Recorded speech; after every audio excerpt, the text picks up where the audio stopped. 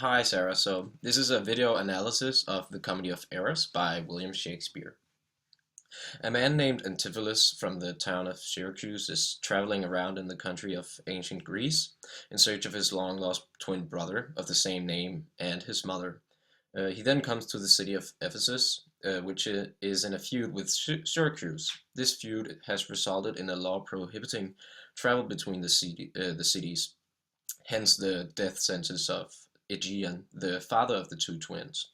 As the comedy of the name Comedy of Errors progresses, the two Antipholuses gets mixed up by the whole town, and the same to their slaves who are in the same situation as their masters.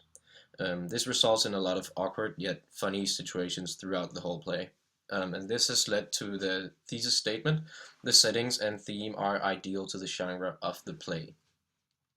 As mentioned before, this comedy takes place in Ephesus, a neighboring city for Syracuse. This city is known for its trading and other activities, which makes it a very busy city, and therefore also a great place for this comedy to play out its plot. But other than trading, this town is also known for the witchcraft, deception, and illusion within the city walls. This makes it more likely for someone to be deceived and confused, as it happens time and time again for the Dromios and Antipholuses and the ones who cross their path. And this is shown in line 95 to 102 in Act 1, Scene 2, as you can see marked on the screen. It says, "Upon my life, some device or other, the villains is overwrought of all my money. They say this town is full of cozenage, as nimble jugglers that deceive the eye, dark-working sorcerers that change the mind, soul-killing witches that deform the body, disguised cheaters, prating mountebanks, and many such like liberties of sin." That the town is full of the before mentioned makes it less odd and suspicious for the main characters, thus why they do not figure out any quicker that they have been mistaken for each other. There are some themes that reoccur during the play.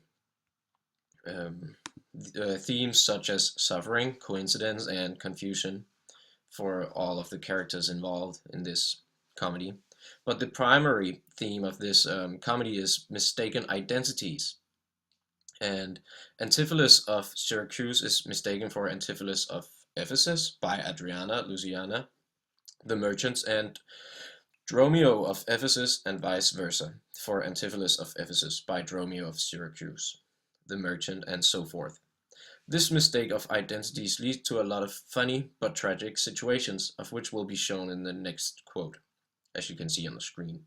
In this quote, Antipholus of Syracuse is led into the house of his twin by his twin's slave Dromio because it is dinner time. While he is there, he proclaims a love for the sister of Adriana, who is married to the absent twin, while Adriana thinks he is the twin married to her, actually. And this is in line 58 to 68, Act 3, Scene 2, as you can see on the screen. Luciana starts by saying, "Why call you me love? Call my sister so?" And then Antipholus answers, "Thy sister's sister." And Luciana goes, "That's my sister." And Antipholus goes, "No, it is thyself, mine own self better part, mine eye's clear eye, my dear heart's dearer heart, my food, my fortune, and my sweet hope's aim, my soul's earth's heaven, and my heaven's claim." And Luciana answers, "All this my sister is, or should be." Antipholus replies, "Call thyself sister, sweet, for I am thee. Thee will I love, and with thee lead my life. Thou hast no husband yet, nor I wife. Give me thy hand." This shows the main theme of the comedy, mistaken identities, as Luciana thinks she is talking with Antipholus of Ephesus, to whom Adriana is married to, and Antipholus acts, of course, as himself, believing he is not married. And on to the genre trades.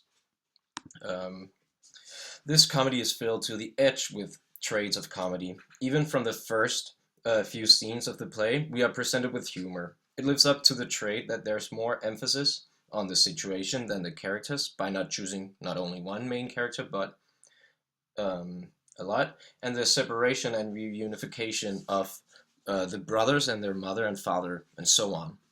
But what is most dominant is the deception among characters and dramatic irony. This is shown in the next quote, where Antipholus of Syracuse is wondering about why people are treating him like they know him personally, while he has never met them before, as you can see here in line 1 to 11, Act 4, Scene 3.